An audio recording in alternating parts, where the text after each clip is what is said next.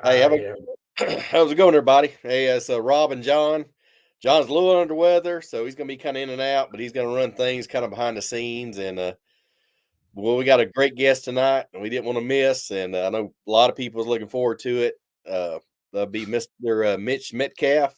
He runs Due North Guide Service out of Reading, Pennsylvania. Uh, Great guy, a lot of energy. He was on actually Jay Angel's Let's Talk Fishing, and really impressive. I mean, really smooth, really detail oriented. So always great tips. So we're looking forward to having him on and have him share some stuff and maybe give some tips. Hey, I'm always up for learning something for sure. All right. Yeah. Hey, how's it going, Mitch? How's it going, guys? All right, man. Thank you for having me on here today. I Hey, appreciate man, we're honored, man. You're quite the speaker and outdoorsman there, so we're tickled to have you for sure. Definitely passionate Yeah. about this for sure.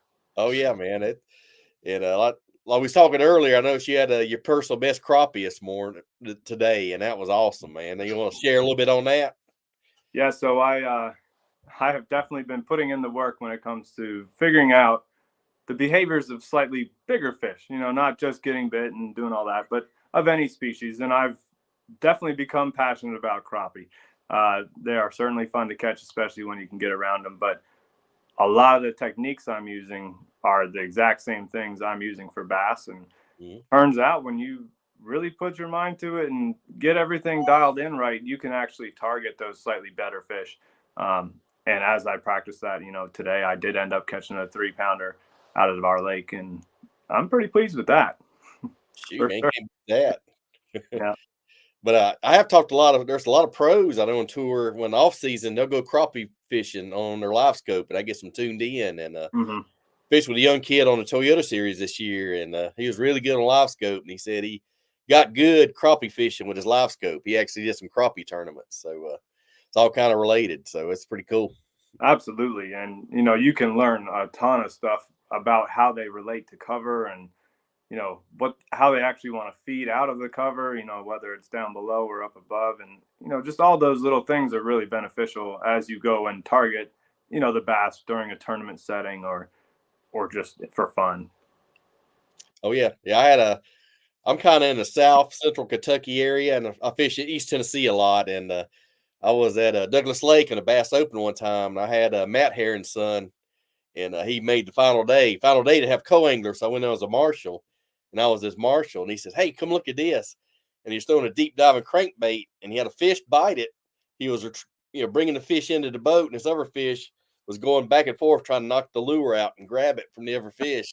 And he was asking me, he says, "What do we do if we're bringing two fish?" I said, "Well, you just have to cull out." So I called tournament director just to make sure. It's pretty cool. That's very cool. Yeah. No, it's incredible as a learning tool, especially.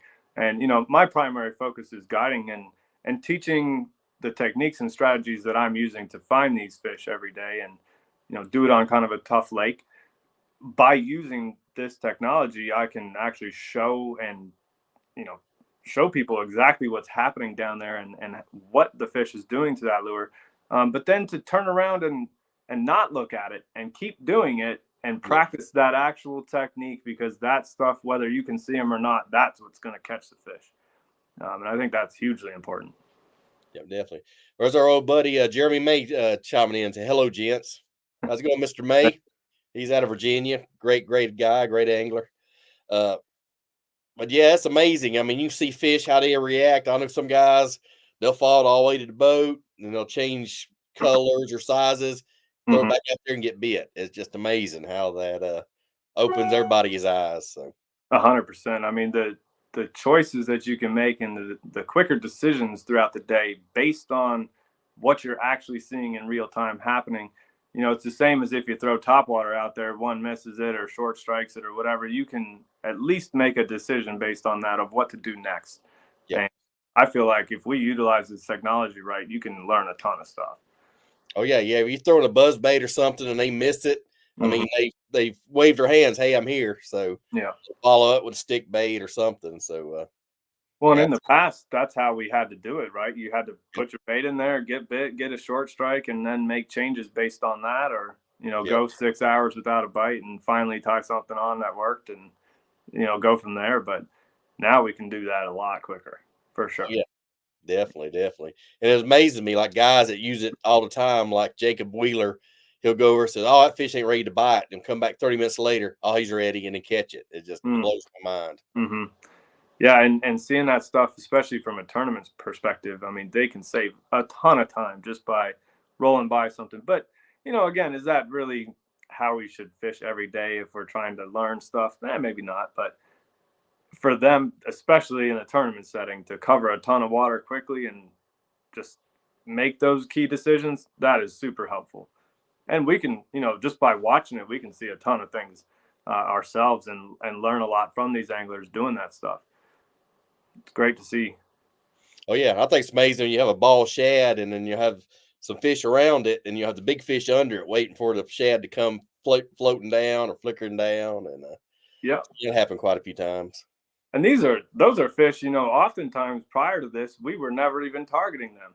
Yep. Some of those top anglers, Keith Combs and Kevin Van Dam, these guys have been doing this stuff for a long time prior to the live scope.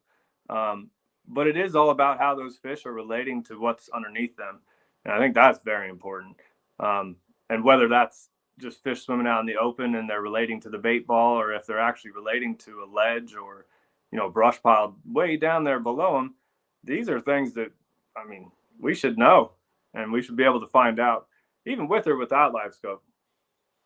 Yeah, and I like a lot on like Chickamauga, these TVA lakes. Like I'm around, there'll be like a river channel, and they'll right where the river channel goes deep, they'll just suspend out there, just Okay, on out, and just suspend out there around nothing. Looks like so. It's sure, amazing.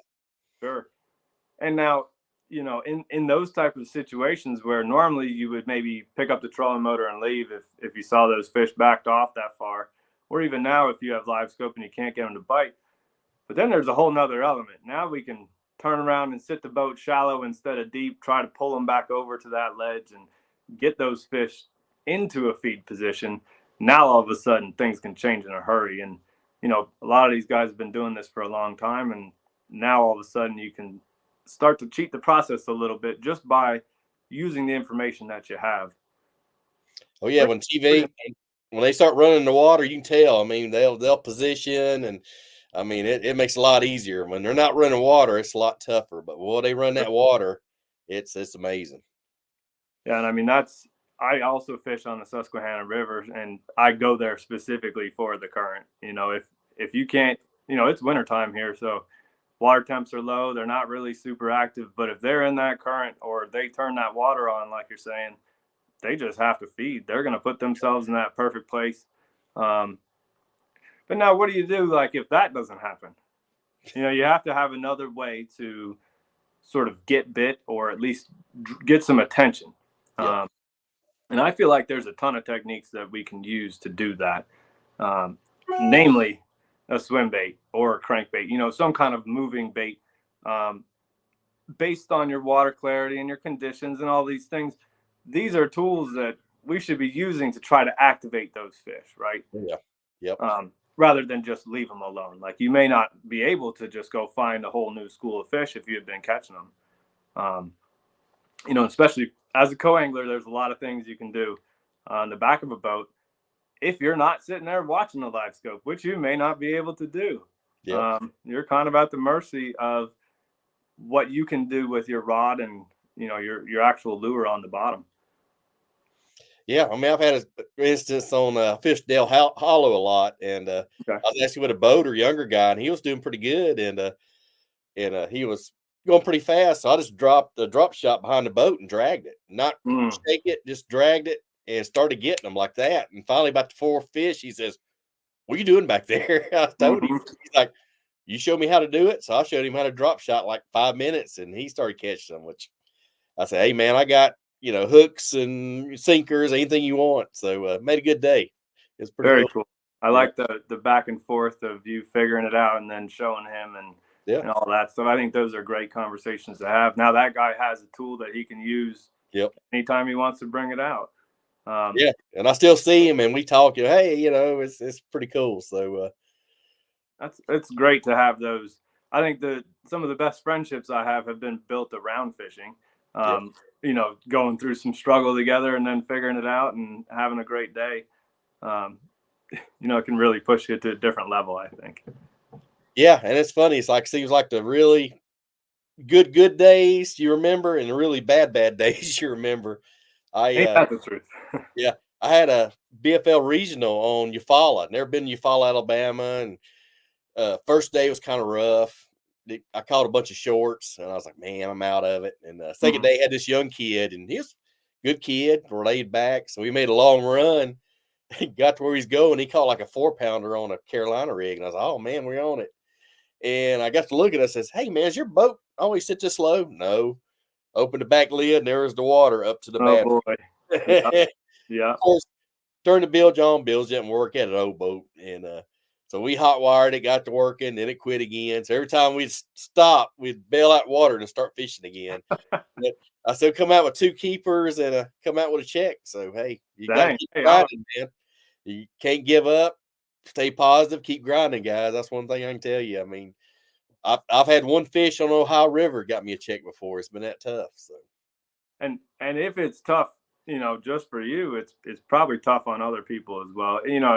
There are good days and better days, right, on the yeah, water when it comes to producing a ton of big bites or something like that. But in reality, that doesn't happen a ton of times just willy nilly. You got to really be putting in the work, and even when you do, it's still tough. So, or oh you yeah, get some crazy boat malfunction like that you it have to fight through. Yeah, It yeah, happens. But yeah, I think it's funny. I think some of my better days have been in the rougher, colder, and rain and snow. But I can't remember, it was one of the older anglers, might have been Fritz or one of them said, or Denny Breyer says, "Yeah, you go out on a tough day, tough weather, half the field's going to take themselves out mentally. Say, oh, it ain't going to bite today. Why we fishing today? Hey, time to grind it, man. Somebody's got to win it. Might as well ain't be you." that the truth? Yep. Actually, I tell you what, I fish a lot in the wintertime. I grew up in Minnesota, so I'm pretty used to the cold. It's not like it's not cold out there. It's definitely chilly, and you can dress appropriately for it. Oh But yeah. in those situations where it's not, the fish are definitely a little slower. They're cold blooded, so they're not going to be, up in a foot of water all the time, just chasing bait around or something. It may take a little bit more of a strategic approach. But when you do get bit this time of year, it's generally a good one, and you can learn the most from it. So when I go and fish other times a year, I'm able to pick up on all these things a lot faster. And it turns out when you got some tough conditions, those fish become way more predictable. Yep. Rather than being in those super easy to catch places and obvious places, they're just going to bump out. And now they should actually be more, more in your wheelhouse to sit Yep. out a little bit further away and specifically target those fish now. Oh yeah, definitely. I had an instance. It's first when I first started back fishing BFLs in 2017. I guess February on Del Hollow. It's like 39 degrees. It's Mm. spit snow. I got 3 layers on. I'm like the Christmas story kid. I can't Yeah. put my arms out. Right. So Yeah. motor takes me. It's a little bitty creek, and I mean, it ain't but 3 foot on each side of us, probably small creek. So I'm flipping a jig, and I get a professional overrun on my reels. Okay. Yeah. So my jig's sitting out there, I get it out, pick it up. Hey, fish. Mm. Ding. Dead stick. Mm-hmm. They want a dead stick. You moved it, they wouldn't bite it. So Okay. 3 or 4 casts later, there's a little log out there. Flip it in there. And I was like, oh man, I'm hung. By the time I feel it kind of move off, I'm like, uh-oh. Set the hook, 5.6. I had 3 fish that day and big fish with a 5.6. Throwing that jig, dead sticking it. Fantastic. No, and that is, I tell you what, one of the most deadly approaches for targeting, specifically targeting not only big fish, but fish that are just maybe hanging out away from all the other fish, or Yep. maybe they don't want to be a part of the commotion. Sure, when they're feeding in that 30-second bite window that you got, great, they can all be caught. But after that, there's a lot of things that those bigger fish do. They want to be on their own, a little more isolated. They want it a little slower, but they're very willing to eat something that is more, I don't know, more in their face and a lot more around the cover that they're actually relating to. You know, if they're sitting way out away from it, that's one thing. But if they're sitting next to cover, just like you said, you may have felt like you bumped a log or you were stuck on a log or something, and then all of a sudden there goes your bait. Yeah. That fish was sitting there ready. It maybe didn't want a crankbait going over its head 100 miles an hour. Yep. You know, so you may have to slow down and really maybe not dead stick all the time, not move it. But I fish a lot with tension on my line, you know, positive control over a bait, making sure that I'm contacting the bottom the whole time, dragging a lot, stopping when I hit something, leaving it sit there. Those are the kinds of things that produce big bites, especially in a tough condition. Yeah, I mean, or have like a limb and you like yo-yo and your lure there kind of real slow. I've had that work, several times. So, Absolutely. but yeah, like I said, that first clue, I was sitting there getting my loop out, had the jig sitting there. I had to pick up, hey, that's a clue, bing, light went off. Luckily, I picked up on it. That's right. Yep. But I'm talking about sensitivity now. Do you use all fluorocarbon or you do a little bit of braid? What's your favorite setup on that? So for my spin rods, I'm using braid as a backing, and then I'm using P-line for everything. Just little fluorocarbon coated line copolymer. It's pretty cheap, honestly. I really haven't had a problem with it. I feel like it's abrasion resistant enough to go through a tree, or, I'm not flipping into a hyacinth mat or something in Florida. I'm fishing open water most of the time. If I do encounter grass, it's not very thick. But I flip trees and stuff with 15 to 20 pound. But for most of my out in the open stuff, I'm using 12-pound P-line Fluoroclear. And on a spin rod, I'm using the braid so it doesn't, wind up on the reel and all that. You can cast a lot further. But then on a bait caster, I'm going straight P-line. I got you. Yeah, I have a lot of young kids, like, high schoolers, even junior high guys in the fishing clubs, and they ask me, hey, start out with mono. It's an easy to cast, cheap, because you're gonna have some issues here and there, but it's pretty forgiving. So definitely, yeah, I think as far as the forgiving aspect of things, maybe straight fluorocarbon is not the way to go for your first thing to tie on. No, but definitely, sticking with something that doesn't have quite as much stretch really can improve that hookup ratio. And with the braid on it, I mean, there's no stretch, so you're hitting them hard every time. It doesn't really matter what you do. Yeah, that's why I use my drop shot. And man, when you rear back, I mean, it's 95%, you're on there. That's right. Even smallmouth, crazy as smallmouth are. I mean, it's amazing. And there's one thing I actually really want to talk about a lot, because I don't fish a drop shot much because we don't really have, crystal clear water. They're not seeing it from 4 feet away or anything. Most of the time it's 6 inches. So rather than drop shot, I'm often just on the bottom. But the idea of that drop shot, it's got the hook in the upright position, so that hook, is up there, and it's going to hook them right in the roof of the mouth almost every time. As long as you have your line tight and you keep tension and you set gently, it's going right through their nose. Oh yeah. As I fish a swim bait or a Ned rig or even a jig, rather than a Texas rig, I'm often dragging that bait with the hook in the upright position. So rather than a weight and then, drop shot, I'm just doing it on the bottom. But same thing, open hook, just good hookup ratio type of stuff. I feel like that is super important, especially with a swim bait or something. Oh yeah, definitely. I mean, you could drop shot a swim bait. I've drop shot a tube before. I mean, it's so versatile. And in fact, this year I think I caught as many fish shallow. I'll reduce my leader like 6 or 9 inches, and I was actually pitching it shallow, and I'd actually like Texas rig it and have like an offset worm hook and have the hook laid on top of the worm and the bait like that, and it really worked good. So I do that all the time. We have these things called fish crates. It's basically 4 pallets stacked on top of each other. Yep. So you can imagine the corners are like that. So if your line gets in it, that you're done. But that's exactly what I drop into it. There's a big hole in the middle, so I put that thing right in the middle with that Texas rig hook. But that still puts that hook in the upright position every time. Oh yeah, it's awesome. I started doing that this year, pitching, and had one at Cumberland. It's funny. it was kind of about 3 or 4 foot clear, and I pitched it.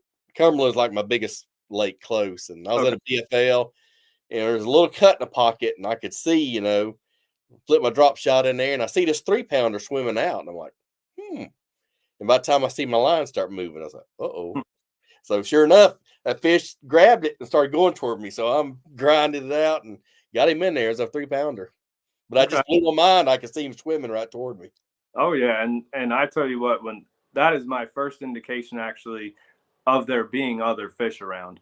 Yeah. If I'm sitting there, and this is just from guiding on the same place every day, and these fish do group up here the same way that they do at Cumberland there. Yep. If I hook one and it automatically it's gone, there's usually more with it. Yeah. So if you do, especially as a co-angler or even a boater in the tournament, you catch one, you make sure you buckle down and try to figure out a way to get another bite there, because there's often more with it. Oh yeah, and even when you're bringing the fish in, he'll have 2 or 3 behind him following there to try to see what he's doing. So, and you fired those fish up. That is the important thing. That's go time right there. How about it? Yeah. Yeah, and having multiple presentations that you can put in that situation, are really only going to benefit you. We talked a minute ago about the picking a jig and then switching to a Ned rig after you've caught a couple and they stop biting. That kind of stuff. If you get bit on a big jig, you can go to that drop shot then right again afterwards and maybe catch another one the same size or bigger because you've now fired up that school. Oh yeah, definitely. It's amazing. I mean, sometimes you'll get 2 or 3 right in a row like that. Mm-hmm. Yeah, no, it's pretty incredible how often fish are grouped up. Yeah, more, and especially with live scope, you can see it now. I said I had that one guy was bringing in that fish at Dandridge that time, and that other fish was trying to knock the crankbait out of his mouth. That blew my mind. No, absolutely. When they're on, they're on. That's for sure. You can't really do much to stop them. And I tell you what, it's from a presentation aspect. When you're, especially, this is a co-angler channel, so to be on the back of a boat and to see something like that happen, you got to make a decision real quick and make sure that you can get in there and maybe not cut your boater off, but understand what's actually happening. Those fish did get fired up. They will go back once they leave that area. They're going to go back to cover as soon as they're done and they're out in the open. They need to feel safe again. You need to throw another bait in that area generally and fish it a little slower because you often will get another bite doing that.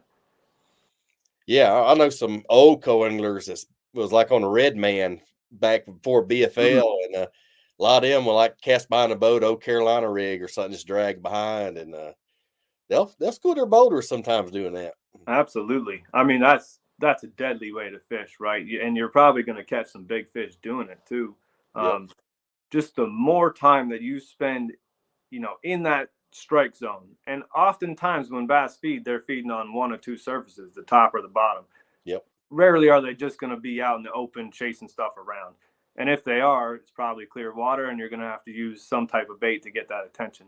But if you're sitting there and you have an opportunity, right, to try to get just any bite of anywhere, you need to have a way to figure that stuff out, right? You got to go break down the fishery. You got to go learn all this stuff. Well, how in the heck do you do that unless you have something that you're super confident in, right? Right. And I feel like you guys have sort of nailed it with the drop shot and the drag and stuff.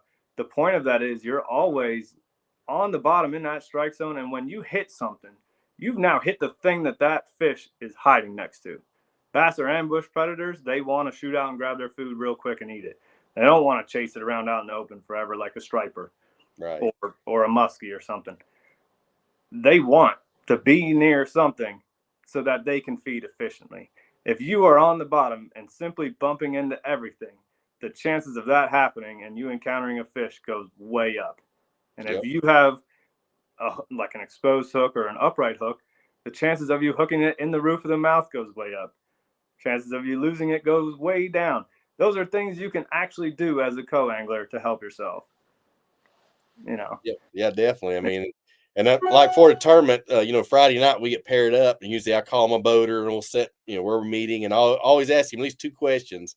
I don't say, hey, where are we fishing or nothing like that. I'll say, are you going to be fishing shallow or deep and slow or fast? And usually they'll tell me that. I won't, ask, what creek we fishing or nothing like that. I don't expect them to, yeah, you just gotta, and it kind of helps me in my mind say, okay, we're going to be blasting down a bank on 9 or 10 on trolling motor. So it puts you in a good frame of mind for next day. Kind of expect, what's going to happen. So. Well, and those are the things that really matter, right? You can't help that you're going to whatever creek or this inlet or wherever. Yep. You're at the mercy of wherever you're going. So you should know what type of thing you're fishing, and you should be prepared for it. And every tool has its job, right? Oh, yeah. You're not going to go, well, hopefully you're not going to go throw a weightless Senko in 60 feet of water out in the open around nothing, right? It doesn't really make much sense to do that. You could pick a different tool. So if you know those things that your boater's doing, yeah, by all means, you're going to be way more prepared. Smart questions to ask. Yeah, and then there's also, talking about Senko, I try to get plastics like a Senko. You can drop shot it, you can Carolina rig it, you can wacky rig it. Something like that you can use for 4 or 5 different techniques at different levels too. So you got to think about that. So Absolutely. it seems like every year I go coingling and my bag gets smaller and smaller. So very good. That's a good thing.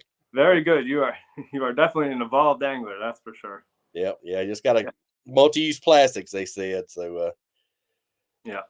And look, there are days, sure, throughout the year where you can get them fired up and just keep catching them left and right on a crankbait or something like that. But when that stops, you got to know what to do, and to have a versatile system that works for you, whether that's weightless, Senko, drop shot, Ned rig. Now all of a sudden you're covering 3 different bases. Yep. Or even a fluke style bait up high. You really can cover the entire water column with just a few simple tools, really. Yep. Yeah, for sure. We got James Wheatley's checking in. It says from Central Kentucky. Hey, James, I'm from Berea area, so I'm right there with you, brother. And also, he's got a question. He says, I typically go in just wanting to know the depth or which end of the lake, depending on the lake. And that probably has a little bit to do with water clarity or something like that as well, especially on those big lakes where it can really change from end to end. Yeah, and usually on the dam side, it seems like it's always clearer here, seems like. Okay. And that should dictate how you fish, right? If you are in that clear water setting, you're going to fish it a little bit differently than that dirty water setting.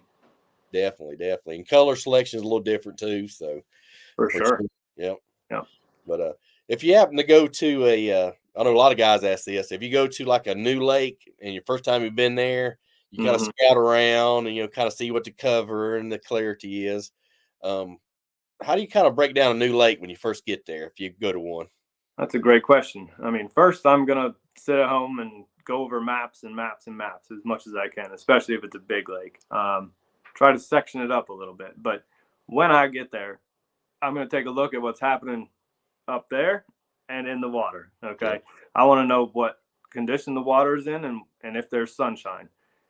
If there's sunshine, I will often go completely offshore or around cover almost immediately. In the morning, fish are going to be roaming around. So I'm going to probably pick some type of a long point leading up to a flat, somewhere nearby the boat ramp that I can make real quick casts and try to at least get some type of a bite going to see what depth I'm getting bit at the most. So as I fish around the lake, I'm going to just try to start going, right? I got low light conditions early in the morning. I just showed up there, top water. Probably going to cover as much water. If I can't do top water, probably going to go with a swim bait and do the same approach. As I show up on a flat or a point or a tree or a dock or any one of those things and I catch a fish, that's all of a sudden going to lead me to my next decision. So in the morning while they're roaming around, I'm using a moving bait. I'm going to search, get bit. Let's say I get bit on a dock really shallow, but it's 6 a.m. All of a sudden, 10 a.m. rolls around. I'm going to go back to that dock hoping I can catch another one. He might not be there. My next move is to go out to some kind of a piece of isolated cover out in a little bit deeper water. And as I'm driving around the lake doing my just normal searching, I'm marking everything that I see that sticks up off the bottom. especially on my side imaging. As I do that, I am going to try to sink my bait into every single piece of cover that I can possibly find that has a dot next to it. Okay, and that's with or without live scope. You don't really need any of that, but to be able to contact the cover is very important. So as I'm rolling around, if I catch fish on a point or something like that, I'm going to always search out around it for isolated cover, and that's what I'm going to be marking on my graph. Not necessarily, oh, I caught a fish here. That doesn't matter at all. That fish is going to swim away. But where's it going to swim to? As I continue to break down the lake and search somewhere, if I can't get bit, and let's say it's clear water or something, I'm going to go look for the opposite water condition. Yep. So let's say I've gone for 4 or 5 hours, can't get a bite. It's pretty clear. I can see fish swimming around. Nothing's happening. I'm going to go look for dirty water. And then I'm going to go shallow. Yep. Because in dirtier water, you just have an opportunity to catch those fish that are relating to the closest cover that they can find. And they're just going to be closer to stuff anyway overall because they can't see. So as I break down a lake, I'm looking for specific areas that sort of meet those criteria. The deeper I can go, the better. This time of year, typically, something related to deep water, but has a gradual point or something. Those are places where you're always going to have fish swimming by. Something that leads into an area where there's some shallow water. Great stuff to look at. Now, the problem is a lot of places kind of look about the same all over the place. Well, in that case, to simplify it even more, I'm going out, I'm looking for huge areas that have nothing. And then all of a sudden, there's one thing there. Yep. That's an area where you could potentially win a tournament. So as I break down a lake, those are kind of the key things that I'm focused on. Yeah, I've seen points like one little tree on it and just be loaded. It's amazing. Yeah, usually, a place that just has tons of stuff, whether it's a bunch of laydowns down the bank as you're going along. If you're flipping shallow, you're looking for fish in 1 foot of water, right? You're going to have to hit every single tree, but that's where they are. You find them out in 15 foot of water and there's one tree, they're all on it. Yep. That's kind of the difference there. Well, yeah, and it's funny. Like sometimes they'll be right on the trunk, right at the bank, or they'll be right at the end. So it's amazing, and you can pattern, like you said, pattern fish. Mm-hmm. That first bite, start pattern, and that all goes back into breaking down the lake, right? Like yep. if you're gonna fish the style that you're comfortable with, you're gonna go out and do that until it fails, right? Yep. And then what? I'm often gonna have some type of an approach where I'm fishing deep water, nearby shallow water. I can do all the different techniques that I know in a small area and try to figure that out. Yep, definitely. Let's see, we got a couple of comments. Got Barking Rugers. That's my boy Joseph. Hey, what's up, Joseph B? Hey, and James Watley has got a good question. He says, I need tips on something good to throw when a guy's live scoping on Dale Hollow, Rob. Yeah, that's tough. I'm still kind of figuring that out, James, tell you the truth. I have if he's close to shore, if he's fishing deep, but I can shove a Carolina rig to shore, I'll do that. I've tried, the jerk baits, even like the little, like you said, swim baits. But I hadn't figured out 100% that, but I'm still, that's some things you might try. And of course you can do drop shot. Like I say, you can drop shot. I had a tip from Ben Milliken one time. I asked him about that. He says, yeah, when your boater brings in the fish, he's gonna have the followers. So drop a drop shot or a little swim bait.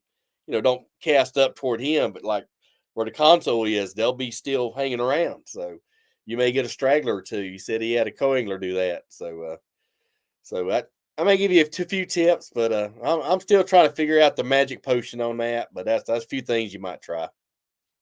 And just as a general overall thing, if you are at the mercy of the boater and that guy is using live scope. Now, as a guide, I'm using live scope to figure out what's going on every day, but I'm not necessarily having somebody stand right next to me the whole time. A lot of times they're on the back of the boat. The technique aspect of how you're fishing your lure is very important. If you are on the bank, you should be casting straight at the bank and making sure that you follow the contour of that slope, especially on a place like Dale Hollow. Those fish can get, way down into that stuff. If you work your bait down further, and slower and tighter to the bottom, you are often going to pick up fish even way down on the bottom of a drop off, especially if that guy's sitting there trying to scope something out in the middle of a creek bed or something like that. If you are out in the middle, oftentimes a swim bait is a great tool. This is something, though, if you're fishing it up high, go big. Don't be afraid to go big. These fish can eat all sorts of stuff. I catch 2-pounders on 6-inch lures all the time. Doesn't matter. Smallmouth, too. Yeah. If you're above their head, it's okay to go even really big because now they can see it, especially in 70 feet of water like Dale Hollow. Yep. If I'm closer down to them, if I know they're all in 30 feet, though, I might go down to a 2.8 or a 3-inch bait and try to keep it perfectly level with those fish. As I'm fishing, I hit the bottom, start reeling really slow, pick my rod tip up gently, and I want to be feeling tick, tick, tick of the bottom. As I cast that shore, I should feel tick, tick, tick, and then I want to pick my rod tip up till I don't feel it anymore. I now am swimming straight back to the boat. And you will have to figure this out with the weights and, the size swim bait that you'd like to throw. But this is how we can target those suspended fish or fish that are just off the beaten path a little bit. And you can stand on the back of a guy's boat and throw that all day long. Yeah. Another thing I remember too is I know some co-anglers at Dale. They call it the Dale Hollow rig, which Alabama rig. Some guys will throw the Alabama rig. Their boaters out targeting certain fish.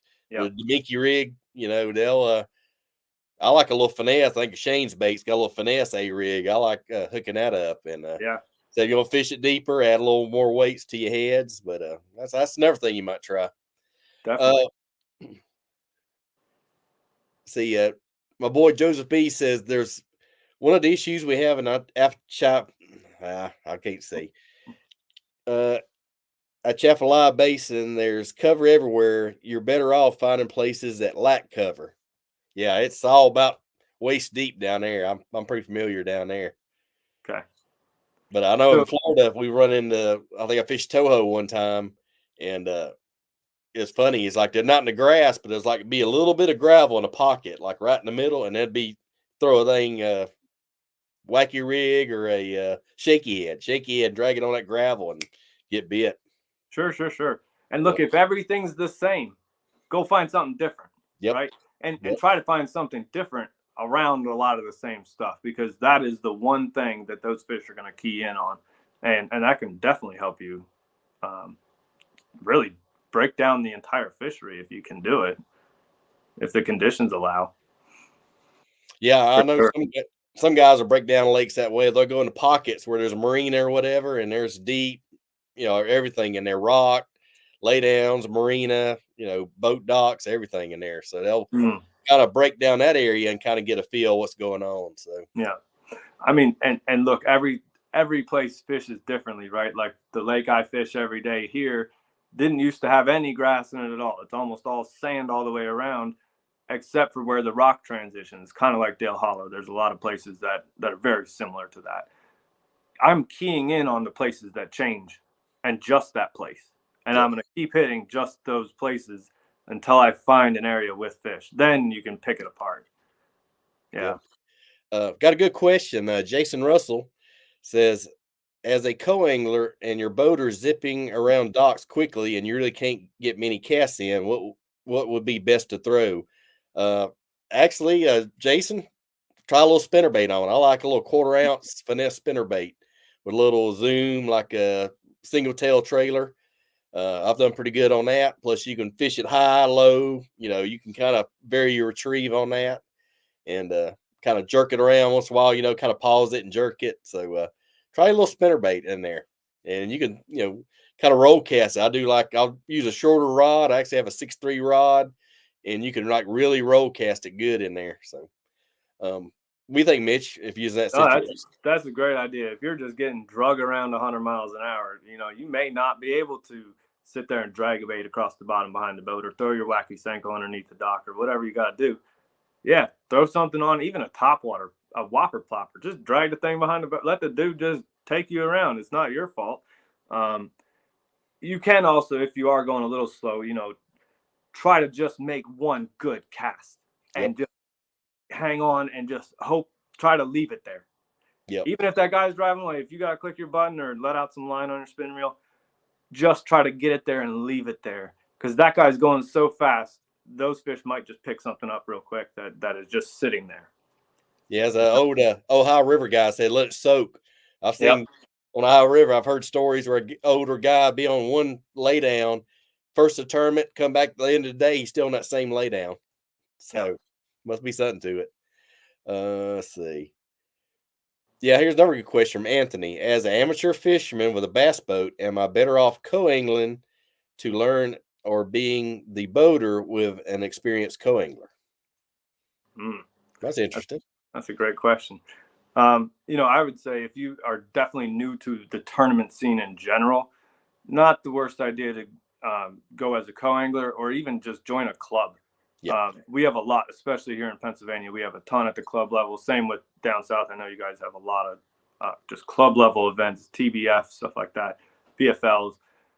If you're doing that kind of stuff, get a group of guys that you trust, right?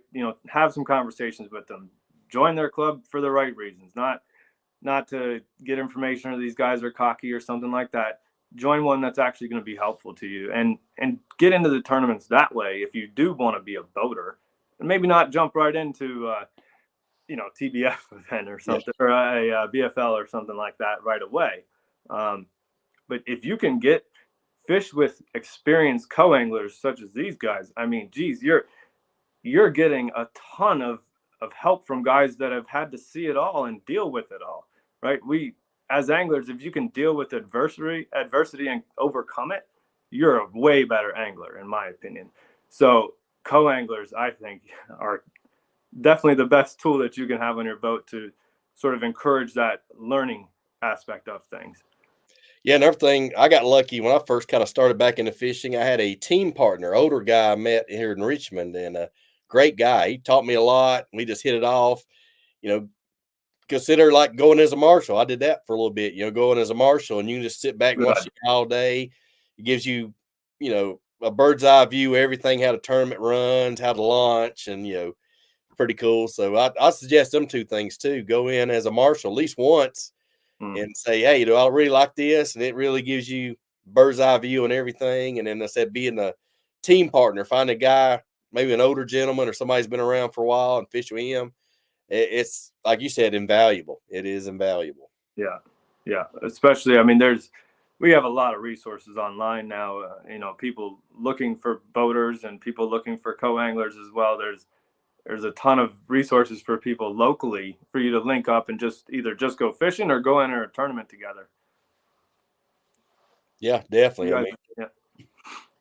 And James got another good question. He says, had a pretty good season the last 2 years, but really fell off at Smith Lake last year and Eufaula and Norman this year. Is there something I'm missing with the spotted bass lakes we're drawn the past 2 years in the regional? I've thrown everything I can think of that I throw in our division tourneys. I actually did fish Eufaula, and I had a tough first day. I mean, I caught a bunch of shorts. Second day, I had enough to get a check. I was drop shotting. And it's funny, what I caught on drop shot, what worm and color worked first day, didn't work second day, and I did a color change and started getting bit again. But spotted bass, I don't know if you guys got spotted bass much where you from, but shaky head. I mean, shaky head drop shot, those are like bass candy. I know, especially on Cumberland. So, but yeah, spotted bass can be kind of finicky, almost like a smallmouth sometimes. But if I had two lures to go to, if I had spotted bass, had to go catch them, get bites, that'd be two I'd do. That's great stuff. I mean, especially, I don't know how much, does that place have a lot of open area where you're fishing up high and stuff like that? Or are you on the bottom, making contact with stuff on the bottom? Is that more what it's like? Because you're mentioning two techniques that I really like to use, and staying on that bottom and getting that bait up there just a little bit so they can see it. But a shaky head being down on the bottom and getting them to commit to that bait because it's on the bottom. That's very important, I think. And I'm sure they can see a little better there. The water's pretty clear. But are you targeting them while they're swimming around, or are you targeting them when they're stopped on a place. Those are two very different things. And I Yes. feel like as a co-angler, you are kind of at the mercy of that. But if you're a boater, put yourself in the best scenario for you to have the best hookup ratio and actual chance to get those fish to bite. Out in the open, they're swimming fast. Oh, They're cruising. So, but they're going somewhere. yeah. They want to be able to ambush their food. Find that place that's nearby that sticks out, even if it's just a rocky seam or a tree or whatever. Try to hit that place as often and repetitively as you possibly can. Yeah. I run that north one time. It was transition banks. It'd be like chunk rock and then big boulders. But when Mm, that transition right there, it seems like it's laying in that transition. yeah. It was like November. It was bad weather, but they love that transition. It could be gravel to chunk size rock. I mean, wherever that met, they was there. Yeah. And sometimes they're just sitting there, right? And then other times it feels like you'll show up, hit it a couple of times, and then bang, all of a sudden you catch one. I think a lot of times they are swimming by, but they stop there because that's where the food is, right? That's their best opportunity to feed, right in that place. So they're going to hesitate on those places and then keep moving. But if you know that, then you can pattern it again, right? Yep. You can keep moving down the lake like that. Yep. Yeah, James, it was funny. That's the first time I ever been in Eufaula. It's just amazing. Almost all the grass is gone down there. So it was a little different than what I was expecting. Uh, but I fished Gunnersville a couple years ago, and I think we had it was Toyota, so there's like 325 boats.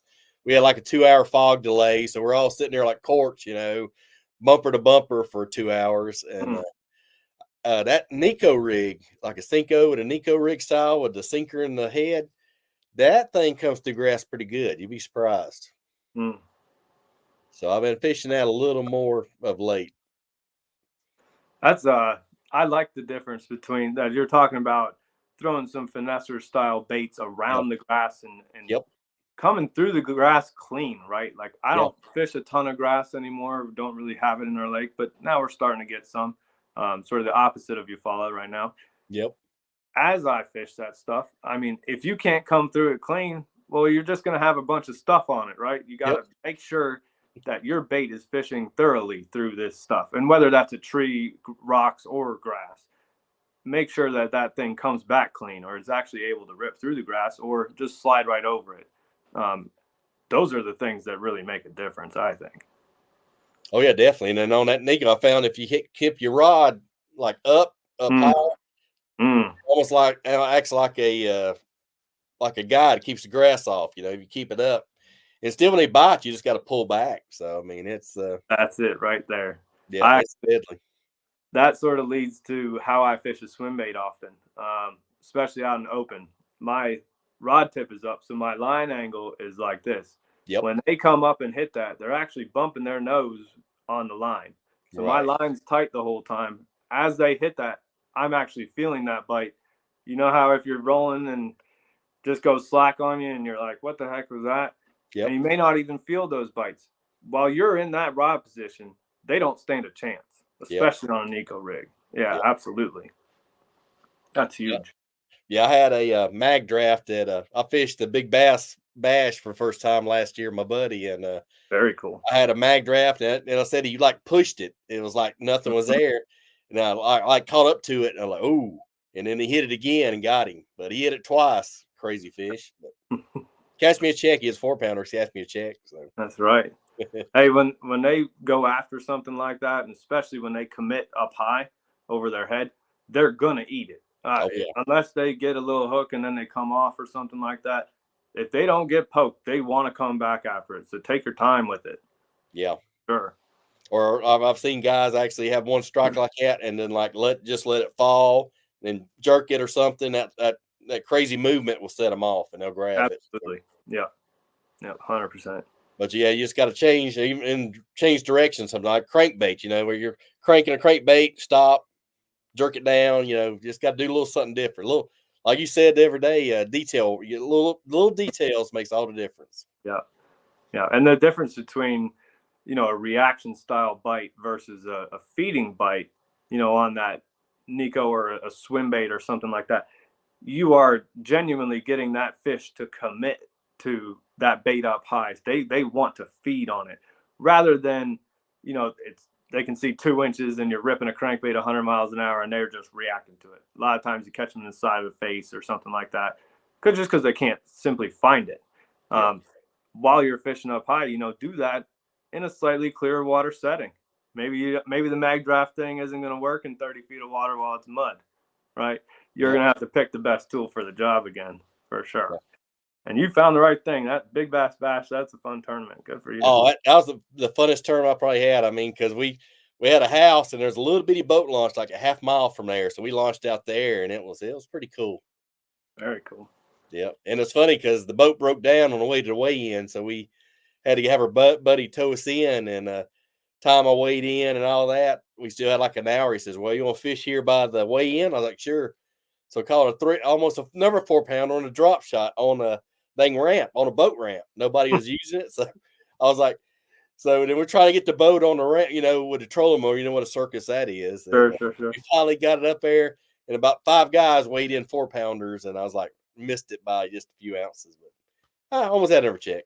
But you overcame adversity and you caught them still, and despite all the crazy things that happened to you. Yeah, I tell the young anglers, I say, hey, a lot of this game's up here. Don't use your head just as a hat hanger. You use a little bit of that gray matter sometimes. You got to stay in the game. I mean, if it's tough conditions or you've had some fish break off or get off, hey, shake it up. Like Kevin Van Dam, he'll like lose a 5-pounder boat. He says, "Well, I caught that one. I'll catch another one." He'll cast back out there, not even phasing.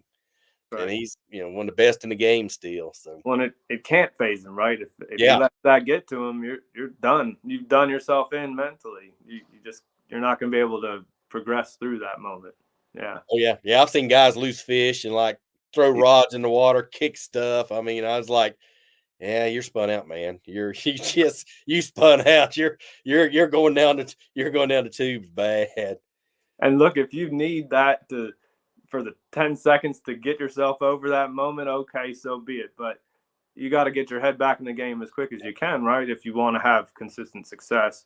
Otherwise, you're just going to be spun out all day. You're not going to make good decisions. It's just, that's a downward spiral for sure. Yeah, you're just spinning your wheels at that point. So yeah, I've heard guys like they'll give themselves a timeout, go eat a sandwich, sit down, eat a snack, pop back up. Okay, I'm ready again. So I mean, whatever you got to do. For sure. Yeah. All right, I got a question from Jason Russell. He says, "Fishing tidal water, is there any golden piece of truth that can help me catch bass? It seems like I'm missing something because I'm terrible at tidal water." Now, tidal water is different country. Tidal water is very tricky, but in saying that, as you do your research, right, and a lot of this stuff I think we can do just online. We have access to YouTube and all these valuable pieces of information or books or whatever. Find something that you're comfortable doing. A lot of these tidal places tend to fish a lot shallower too, right? Like 3 to 5 foot of water, whatever. A lot of docks, rocks, man-made stuff, marinas. In those settings, you should be focused on trying to pinpoint what you can do, right? Don't just try to go and do whatever you think everybody else is doing and start chasing stuff around and doing all this. Just go fish and understand if the tide's going in or out. And as you fish, you need to find a way to get bit first, right? So feel comfortable throwing a Ned rig or a jig or a swim bait or a crankbait or something like that to search around and then pick stuff apart.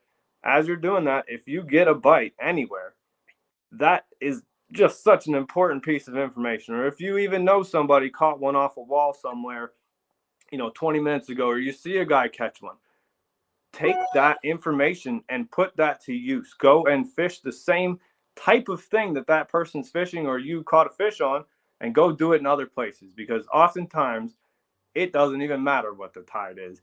If those fish are there, they're going to position themselves in the best place to feed. So you just need to fish it that way, right? We can sit here and make this really complicated, but at the end of the day, did you cover enough water? And did you hit enough different places to determine that there were fish there or not? And if you do catch one, make a mental note or even write it down. what that tide was at that time. And that's how you can start to pattern that. But until you get bit a couple of times or have any confidence, you're going to be struggling, especially on a big place. Oh yeah, but at least when the tide's going in or out, your water's moving. So that's going to get the bait charged up, and the bait's going to start to move. So Yep. sometimes, like I said, either way, I mean, you just got to find your high percentage areas and hit it. I mean, look, general rule of thumb, water's coming up, they're going to go in and spread out, right? Yep. As the water's coming out, they're going to position themselves in places along where that water's really pulling by that they can feed. It is sort of that simple. However, can you really break it down and determine that if you haven't got a bite in 10 hours? You know what I mean? That's a very hard thing to do mentally. But just stick with it. I think if you keep casting and you keep hitting different places and recognizing what's happening, all those little details, if it's going in or out, you now should be able to make a decision based off of what you're seeing. Yep, or you get that one bite, like I said, let it clue you into where they at and what they want. Yeah, and I don't even care if it's a short strike or if it's a bait fish or something, just something to get you going in that right direction. Yep. Yeah. Yep, let the light bulb go off. Boop. Right. And, most of the time, you're either moving your boat too fast or you're moving your bait too fast while you're covering water. I think to be able to find a place that makes sense to fish, whether the tide's going in or out, especially a point or a big rock wall or something like that, that's probably the easiest thing to start on. If you see something like that, take your time around it, but then move on. Yep. Okay. But while you're there, take your time and pick it apart and then get the heck out of there. But without actually breaking down where those fish are on the front side, the back side, the middle, on top, wherever they are, you don't know if it's you or them. You don't know if it's there's no fish there or if you just didn't fish it good enough. So my rule of thumb is fish it better than you ever had before and then get the heck out of there. Right. Yeah, and don't overlook like bridges. I used to love bridges because it'd be like a funnel, like a pinch point.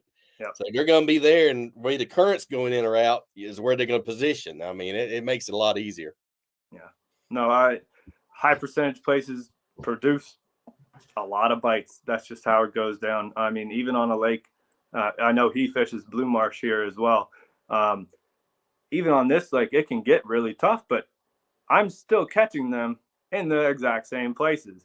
But it's because I'm fishing it just that much more thoroughly that I end up getting bit. And then that fires up the school, right? Yep. So it's really up to you and what you do with your bait. And I think how you approach that's very important. Yeah, and keep trying stuff. The fish will tell you what they want and how they like it. Yeah. For sure. And definitely start with that confidence bait, right? Like definitely. You caught 100 fish on a lure. Why not just keep throwing that and keep changing your location? Yeah. Yeah, like Gerald Swindle said one time, which crankbait do you use? One that's got the most teeth marks on it. Yeah. I like it. I recently watched a thing with Seth Fighter, and he's like, oh, yeah, I got a couple of these they're all green pumpkin variation of a flipping bait. Okay. It's either a jig or Texas rig or an open hook with a green pumpkin thing on it. He knows that he can get bit on that. Why in the heck would he change all sorts of different stuff to find fish? Go throw that thing, find the fish, then try to figure it out. Yeah, well, I'm his angler of the year, so I'll take that to heart. He's pretty good. Yeah, I mean, when it comes to figuring stuff out anywhere, you got to have something you're confident in, and choosing a simple green pumpkin bait of any kind that you're putting into cover, flat out gonna get bit anywhere you go. Exactly. Yeah. 100%. Well, unfortunately, we're gonna have to wrap this up here. And sorry about the frog here, but no, we'll definitely like to have you on again. Maybe we'll get together and try to find something out for later on and go from there. I appreciate everything you did, everything you said, spoke about. I have a lot of mental notes, and I'm glad I have this on recording so I can go back and listen to it again when I'm feeling better. Very cool. Yeah. Well, I appreciate you having me on here and giving me this opportunity. And you guys have done just a great job of really opening the conversation about bass and focusing on the person on the back of the boat too. Cause we don't all have a boat. Yep. Not everybody has one. You can still go out and go fish and compete at a level if you want. Yeah. And have a 100%. blast. Is there any shout outs you want to do, Mitch? Any of your sponsors, or I know you got a guide service. You want to give a quick plug there? Yeah. So I'm Mitch Metcalf with Due North Fishing. I'm out of Reading, Pennsylvania. DueNorthFishing.com is probably the easiest way to get in touch with me. I post on Facebook almost every day, just fresh content. I'm not trying to sell anything here. I also have an Instagram. I'd like to say thank you to iBass360 and Jay Angel too for, kind of kicking this whole thing off here, and to Livingston Lures. They have lures that have sound technology in them. I use this stuff to research bass all the time. So just huge thank you to you guys for having me on. I really appreciate it. Outstanding. All right. Thank you very much. And we'll talk to you later. Perfect. All right, later, buddy. All right. See you guys. See you, buddy. All right, see you, man. All right, big man. All right. So That went by quick. yes, it did. I'm sitting there. I'm like, man, I can't even hardly talk. But I know. we're gonna end this stream, and we got some news coming for you guys. Probably a couple days. We'll talk to them about it. What we got planned up for next year. Check out our social media because we'll definitely have things on there about it. All right. Big things coming. Stay tuned, guys.